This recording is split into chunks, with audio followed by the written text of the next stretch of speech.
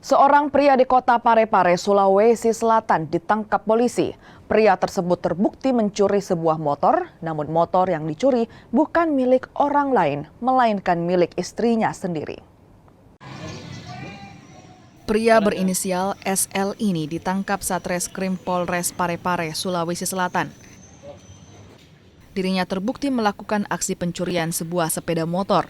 Namun, motor yang dicuri bukan milik orang lain, melainkan milik istrinya sendiri. Aksi nekat pelaku dilakukan lantaran ibah pada temannya di kampung halaman di Kabupaten Mamasa, Sulawesi Barat.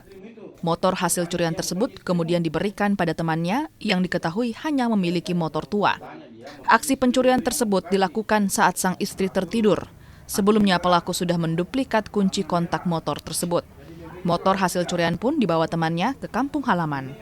Pelaku kemudian bersandiwara dan mengantar istrinya melapor ke kantor polisi atas kasus pencurian motor. Kemudian kita melakukan penyelidikan, ternyata yang melakukan adalah sumnya sendiri.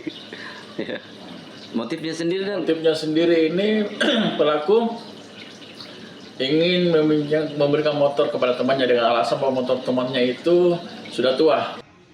Pelaku dan rekannya kini ditahan di Polres Parepare. Keduanya terancam pidana 7 tahun penjara. Sudin Syamsuddin, Kompas TV, Parepare, Sulawesi Selatan.